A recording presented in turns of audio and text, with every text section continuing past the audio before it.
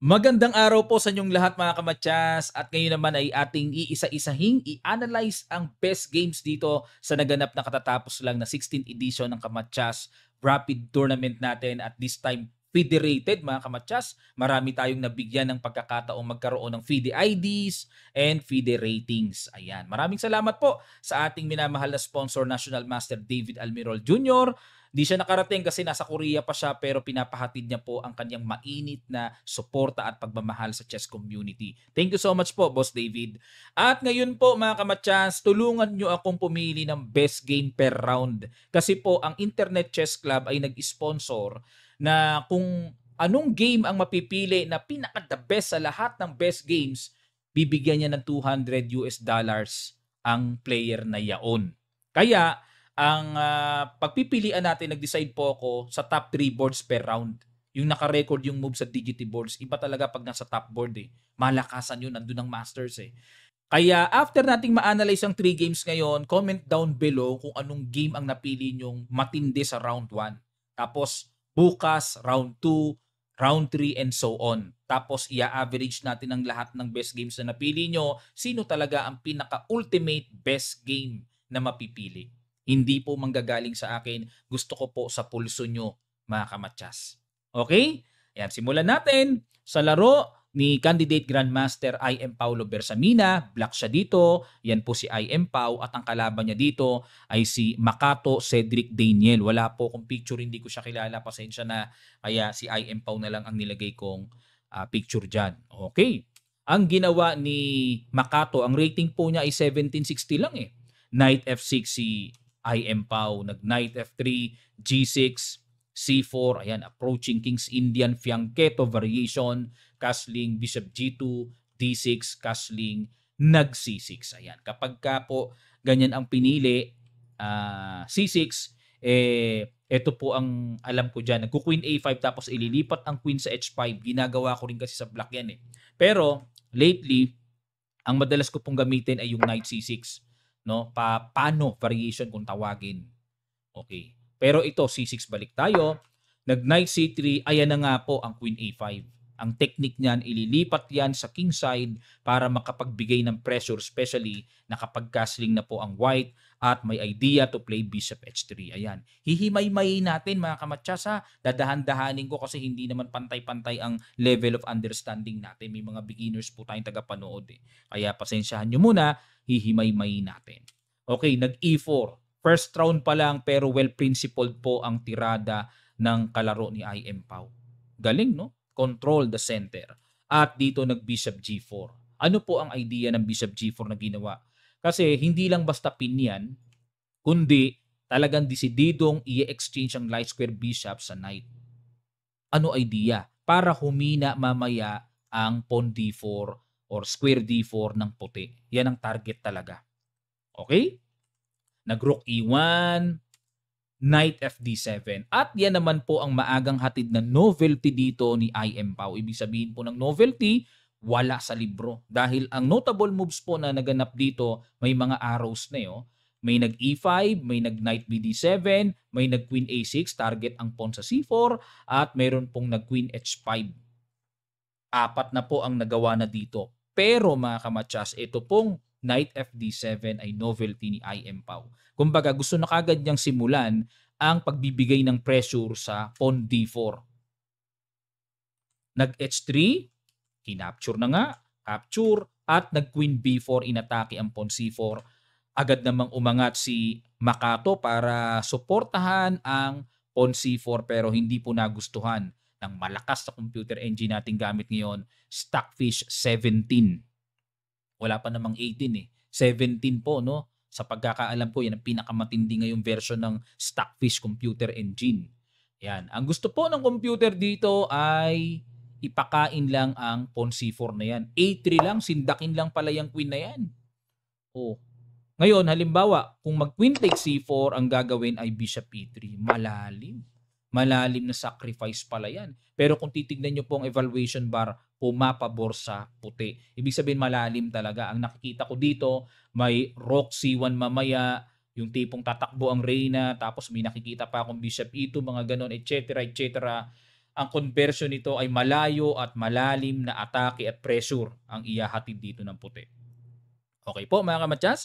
O balik tayo, no? Pero dinipensahan human nerve, no, human instinct, kailangan depensahan at huwag ipabagsak yung pawn at nag-queen b6 na nga po. Talagang tinatrabaho na dito ni IM Pao yung pawn sa d4. Pero binigyan na naman ng bad move ang tira na yan. Teka muna mga kamatsas, ano?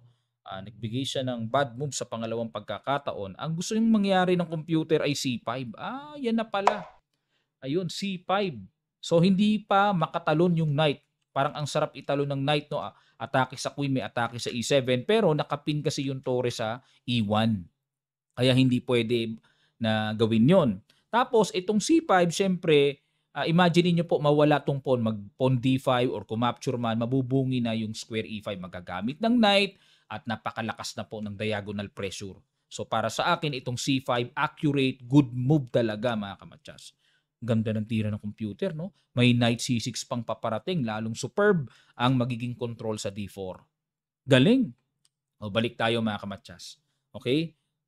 Pero dito balik tayo sa ginawa ni IM Pao, nag-queen b6 at dito good move naman ang ginawa ni Makato. Galing ano kasi para depensahan.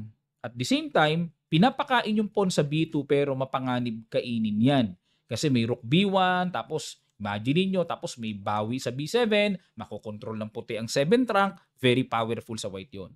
Kaya balik tayo mga kamatsas. Dito, nag-knight a6 lang si IM Pao. So develop na lang, imbis na kainin yung pawn b2 at nag-b3 para makasecure naman na talagang hindi na bumagsak yan, sinolid naman yung pawn structure at dito nag-queen a5. Ano po idea ni IM Pao? Kasi nga nakaka-pressure na yung bishop nakaturo sa queen. Kaya pansamantala, iniwas niya muna ang reyna at dito nag-A3. Biruin nyo, first round 1760 lamang ang rating ni Makato. Pero kung ako po ang makikiramdam, parang ang rating niya 2,000 above na eh. Solid eh. Usually pag first round, nasa isip namin, pagka kaming mga masters, butaw pa yung kalaban eh. Kumbaga madali pa first round. Pero ito, hindi naman madali eh. Solid eh. At nag-C5, ayun na nga, para mapigilan yung paparating na B4. At mabungi na rin ang pawn sa D4 at makuha yung square E5. So maraming laman po yung hatid na pawn C5. At dito, bini-4 pa rin. Tingnan nyo, ito ba ang 1760 na rating? Face-to-face tournament to kasi pagka gumaganyan ako, may nagtatanong ano ba yan? Face-to-face ba yan? Online, coach? Kasi pag online, tamang hinala na nandadaya, di ba?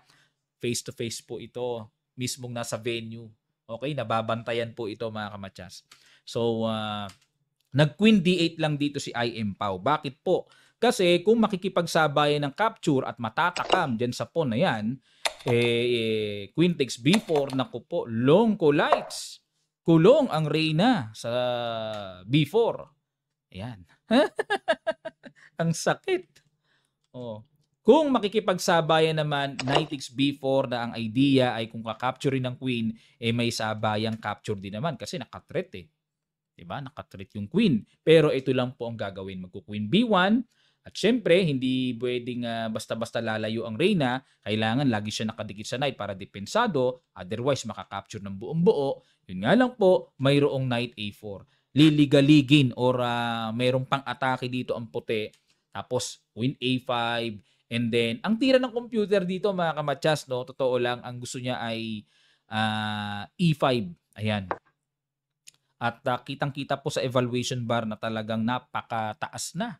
Ang taas na, no? May threat doon. Pero kung ako po, parang ang gusto kong itira knight C5 na Para naka-threat yung torre sa queen, tapos hanging pa yung knight sa D7. Pero yun nga lang, may binibigay ditong continuation ng computer na may queen takes rook, capture, tapos capture dito sa C5. Na dito ay slightly better lang ang binibigay na advantage sa puti. Slight konti lang mga kamatsas. Konti lang. Kasi nga po ay buhay na buhay pa ang dark square bishop at ito pa yung alalahanin ng puti dito, yung parang tipong may gagapang na paspon, ano? Oo nga, may katwiran ng computer. Pero kung ako, parang gusto kong hatawin ng ganun para talagang lalamang na ng material pero sa computer po, ang tira ay E5. Okay? Pero ganun pa man, garantisado pong winning ang white. Kaya dito ay tamang-tama po yung timpla na ginawa ni IM Pao na bumalik na lamang para talagang secure ang queen sa D8. At dito kumapture na sa C5, capture at nag-rook D1 at ito na nga po ang pagkakataong makabungi ng pawn structure dahil ang next target dito ng black ay yung naging isolated pawn na lumabas ngayon. Bungi eh. Oh. Weak yung sipon ng puti mga kamatsas. Yun ang mabigat na tatargetin dyan. At dito nag-knight e5, kinapture na ang knight, nag-queen to queen at tinanggap na ni IM Pao na sige, endgame tayo, pero ang nakikita ka nga pong diferensya dito ay yung pawn c4. Yan ang pinakamalaking diferensya. Okay? At dito nag-rook c1, nag-e6 lang, okay, para walang knight d5, mga ganung malalakas na nag-knight a4 para ang basa ko dyan para pigilan yung knight na makatalon sa c5. Ayan, yun nga lang, nasa gilid pa rin yung knight, no? Kasi kapag daw ang pyesa gumigilid, malayo sa sentro, humihina ang function at medyo malayo yung kanyang contribution, purpose or ibig sabihin sa overall na laman ng posisyon. So, kahit pa paano nasa gilid pa rin, medyo mahina pa rin yan. Okay, at nag-rook d8, tapatan ng tore at tinipensahan lang dito ni Makato at nakipag-exchange na si IM para makatempo, rook d8, bishop f1 at dito nag-knight b8. Ayan, para magmamaneuver going to c6. Pero dito po, may nakikita ako na ang gusto ng computer ay immediate rook d2 kagad. Ayun, control the second rank kagad. Kasi nga, oo nga, may bishop d4 na paparating. Ayun oh. Malakas kagad ang impact ng pressure pala dyan sa tira na yan. Okay, pero paano kung gumanon? Halimbawa, mag C5, idea, kakapturin yung knight at ipupush yung pawn, makapag-create ng pass pawn. Saka pa lang magda-knight B8 para lilipat sa C6. Ayun mga kamatsas. Okay, talagang vital talaga pagka yung tore nakakontrol na sa second rank eh. Malakas. O balik tayo mga kamatsas, ano? Balik tayo. Okay, pero ang ginawa ni IM Pao ay nag-knight to b8 at nag-f4, inatake na ang bishop, bishop c7, nag-king f2 at nag-knight c6, okay? At nag-king e3, ang tapang ng king kasi nga po endgame na, king must be active. Nag-bishop to a5, nako, matindi po ang binabalak, no? Susundot ng check doon, double, masakit yan. At nag-bishop d3, king f8, ayun, king must be active. Nag-rook b1, tinirect ang pawn b7 at nag-push b6 at nag-c5. Ang galing din ng puti, hindi rin biro level nito mga kamatsas. Ang baba ng rating pero may tira talaga. Capture and nag-rook b5, oh, marunong magpahinog talaga, oh. Nag-rook d4, inatake ang knight, knight takes c5, bishop b6 at nag-knight to b3. Ha? Wala bang aalisan ang tore na tipong makakapingas ng isang pyesa man lang o mga ganun-ganon? O nakatutok na yung bishop sa king ah. Ayun, nag-rook a4 check. Ayun, bumigay and nagkaroon po ng extra pawn ang black dito. Okay, tingnan natin. Nag-h4 at dito po mga kamatsas may ginawang brilliant si IM Pao. Pakiguess nyo sa ilang sandali lang, tutuloy kaagad natin. Start.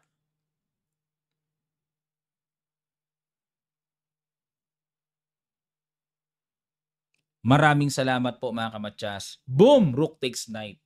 The best. At dito po nag-resign na si Makato. Oh, talaga namang kumbaga ang swerte na po ng mga non-titled players natin and lower rated players kapag nagkaroon tayo ng ganitong kalaro, especially candidate Grandmaster Paulo Bersamina. Marami tayong matutunan, siguradong maraming lessons na natutunan dito si Makato, no? At kasi pag kinapture po ito kaya nag-resign, mayroon na kasing knight d4 check. Ayan, sunod naman natin ang laro ng ating bagong Grandmaster ng bansa na si GM Quezon. White dito si newest Grandmaster Daniel Quezon. Ang kalaro niya ay si J. Mark Barbas. Ang rating ay 1754. Mababa rating pero tingnan natin ang tira.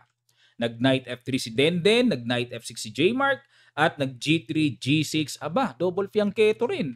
Oh, halos pareho nung first game na inanalyze natin. Parehong pareho. Parehong-pareho. Oh, nag-knight C3 pero this time ang tinira ni J. Mark ay queen B6. Nilagyan ko ng square yung ano, yung A5 kasi kung tinira yan, aba, parehong-pareho talaga. O pero nag B3, okay? Idea dito ni GM Denden ay para mag bishop B2 para naka-double fianchetto developments ang mga bishop. Nag E5, sacrifice. Bishop A3, tinarget ang pawn D6. Ayan. Teka muna mga kamatsas, no, para matuto tayo, maintindihan natin. Ang bigat, 1754 lang rating, pero ang bigat.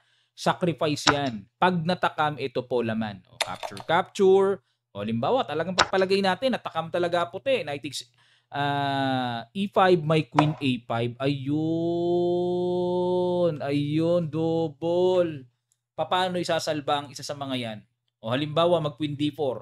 O yan, para depensado yung knight sa C3, depensado yung knight sa E5, ang gagawin dyan ay knight G4.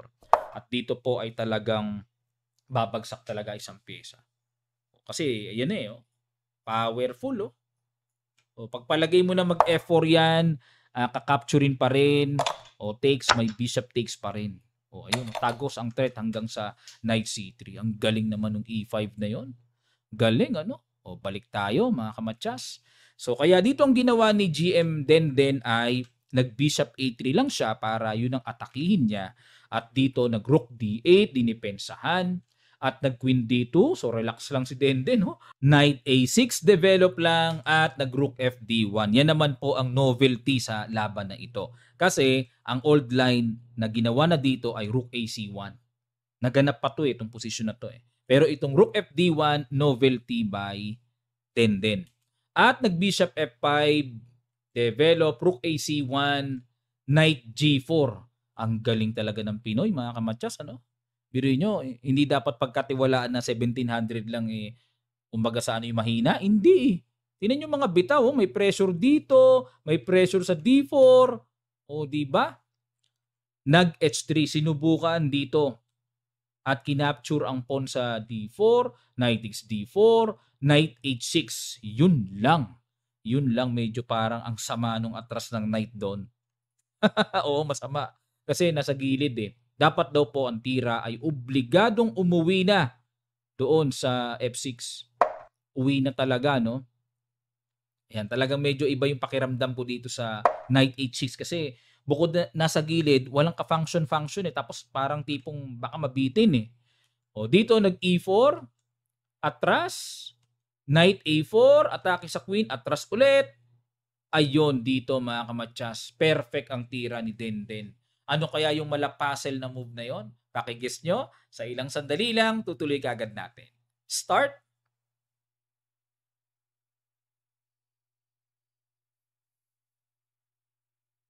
Maraming salamat po mga kamatsas. Congrats sa nakakita ng knight to B5. Best move. Galing Sacrifice, kinapture, capture, harang ng knight. Kasi kung hindi iyaharang, aalis lang ang queen, kakapturin lang yung knight sa A6. Diba? Knight C5, kinapture. Ay, naku, hindi rin nga pala mabawian kasi yung torre sa D8, nakabitin. Queen D7 na lang ang ginawa. Ayun. At dito, Bishop E3. Yun na nga po ang pagkasama ng pwesto ng knight sa H6. Bitin ulit. Hindi madepensahan ulit. Nag-knight G4 na lang, capture, at nag-bishop G5, inatake ang torre, rook E8, bishop F4, at nag-bishop D7, knight C3. Ang sarap ng ganito mga kamatsas, Parang may palaro. Genius talaga tong si ICC Nakasama tuloy kayo sa palarong ito, Kayo ang isa sa mga hurado, mga kamatsas, tulungan niyo po ang ICC na makapili ng best game dito.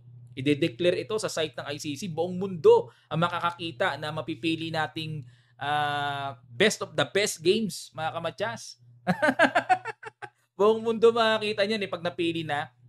Okay, Queen H5 para makaiwas sa threat kasi baka ma-F3han, mga ganon. And nag-F3 pa rin. Rook C8, A4 para depensado yung pawn B5, Queen C5 check, Bishop E3 harang. Aba, ayun nga, nakabawi na. Pero, kinapture lang, capture, takes, ay laging may bitin, grabe naman. Hindi na naubusan ng pin ano. O kanina may bitin sa D8, ngayon naman bitin naman yung bishop sa ano, sa D7. O bishop E6, kinapture lang, okay, baba para depensahan ng tore at ito po nangyari. Yun, rook D4 para depensahan ang pawn A4 at kinapture-capture, rook C8, bishop to G5, and then king G7, E5. Ayan, para may poste na ng bishop doon sa F6 na napakalakas. H5, check, king H6 at nag-F4, okay, para pakawalan na, makahinga na, magamit na talaga yung extra piece. Kaya nga yan ang lamang na pyesa no? Nag-H4, kinapture lang, check, angat, pin, at nag-rook D8. Yan ang masaklap. Yan ang saklap issues, mamatchasin na sa ilalim, umangat, and then king G3 with the idea to play rook H8, mamatchasin, at nag-G5. Ayan. Kumbaga, pilit na gusto makawala. At dito, nag-rook H8 lang mga kamatyas, nag-resign na si J. Mark. Bakit po? Kasi only move ay king G6, sasalubungin lang ng bishop, matyas. Ayun. Okay? O ayan, ano sa palagay nyo? Sa 2 games na na-analyze natin, sino na kaya sa palagay nyo medyo mabigat-bigat na or best game so far? Itong pangatlong game natin ay mula naman sa laro ni Grandmaster Joey Antonio. Pag-aralan natin. Black dito, si 13-time Philippine Champion Grandmaster Joey Antonio at ang kalaro niya ay taga sa amin. Ayan, bata pa lang to pero nag-aaral po ito in progress na si Carlos Daniel Manipon. Yan. Ang rating ay 1753. Cute na bata po ito at hindi biro ito ha. Umupset po ng Grandmaster ito, si Manipon. Nung nakaraan yatang ano yon, kamatyas, na-upset niya po si Grandmaster Darwin Lailo. Grabe, hindi biro mga kamatyas ang batang ito. Nang-upset yan.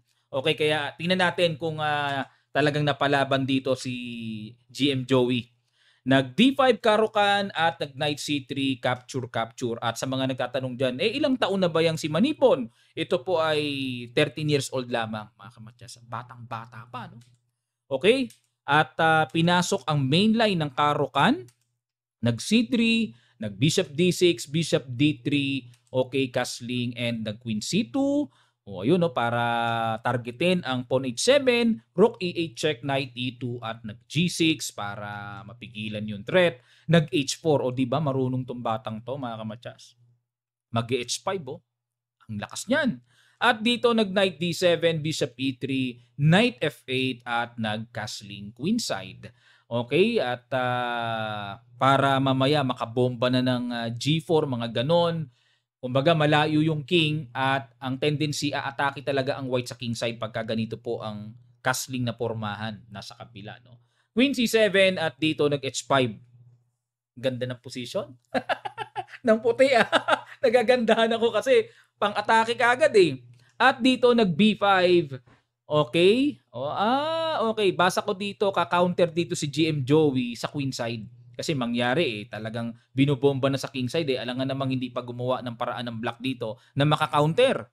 'Di ba? Yun ang logic At dito kumapture sa G6 capture and nag D5. Galing At dito, clear advantage ang puti. Ganda ng position. Nag C5 at dito nag bishop takes B5. Okay, threat ang tore sa E8.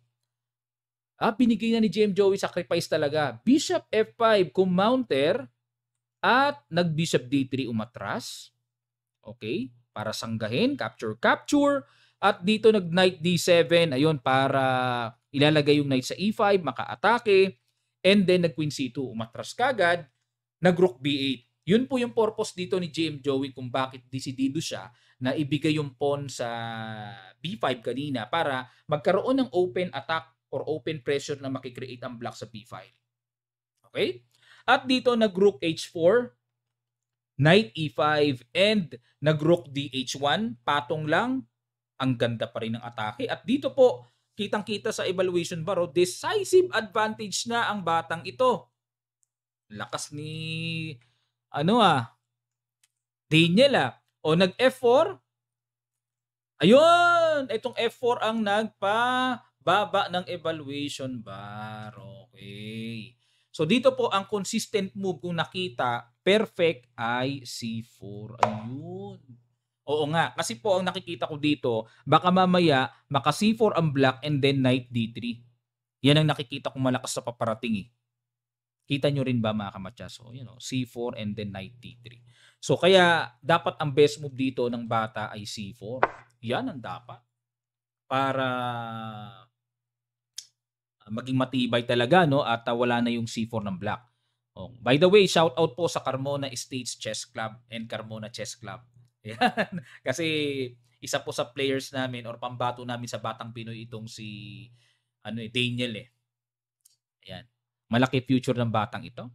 Alright, balik tayo dito sa F4 and then nag-knight C4. Ayun! Queen takes! What? Ang galing ah! Wow! Grabe yung sacrifice ng batang ito. Pero nakita ni GM Joey ang perfect defense. Grabe itong batang ito. Nakakagulat. Ano po ba laman ng sacrifice na yan? Pag kinapture po kasi ito po, may check.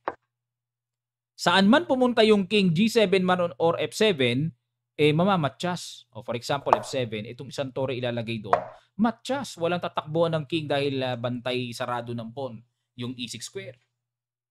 Ang galing ano? Napabilib ako dun sa sacrifice na yon. Pero nakita ni GM Joey ang perfect defense. Rook G7. At nag-rook H7. Abay talaga. Ayun. Oo, considered blunderacious mga kamatchas. Grabe, mainit itong batang ito. Oo, parang naalala ko si Meow Meow, ano? Tsaka si Tal. Pero ang tamang tira dito ay simple queen D3 na lamang. Pinababalik niya talaga ng computer. Pinababalik na. Yan. Para kahit papano, equal pa rin ang evaluation bar. Pero dito mga kamatchas, balik tayo sa sacrifice dito ni Daniel. At, ayun, capture. Hindi kasi makasabayan dito mga kamatchas eh. Hindi makacheck doon eh. Kung dito lalanding, mati talaga. Paano kung sa F7? Pag chumek kasi may harang ng tore. Ayun po yung diferensya. Okay? Balik tayo. Kaya minabuti na lang or pinili na lang ni Daniel ang capturein yon. And then bishop takes and then rook takes b2. Yun nga lang po ay lamang ng isang pyesa na. Ay hindi, ano lamang? Capture, ay isang tore, oo nga. Knight d4 and bishop takes f4 check at nag-resign na po si Daniel Manipon. Pero ang ganda ng pinakita niya, napabilib ako. No? Tapang niya. Grandmaster, ginaganon niya. Diba? Kumbaga sa ang tindi pag sa board. Walang respeto talagang kahit GM, sacrificean.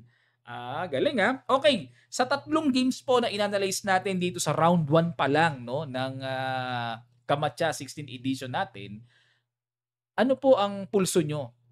Pili po kayo ng best game. Lagay nyo po sa comment section below and then lagyan nyo po mga kamatchas ng dahilan. Yan. Iipunin natin yan. Yung mga mapipiling best game, i-average natin yan. And then tatapusin natin yung 7 rounds. Pipili tayo ng 3 games na ma-analyze natin. Yan din po yung request ng ating mga kamatchas. Coach, sana magkaroon ka ng mga game analysis dyan. Gusto nila eh.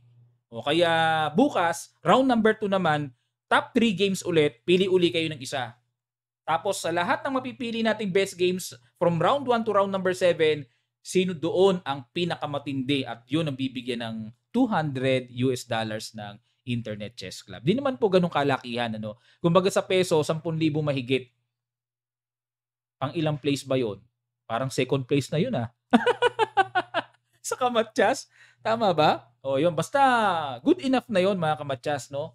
Kaya tulungan nyo po akong pumili mga kamatchas ha. Lapag nyo lang po sa comment section below. Ito po ay papremyo ng Internet Chess Club. And muli po, nagpapasalamat ako sa aking sponsor, sa aking kapartner, Kamatchas co-founder, National Master David Almirol Jr. sa kanya pong overall support sa Kamatchas.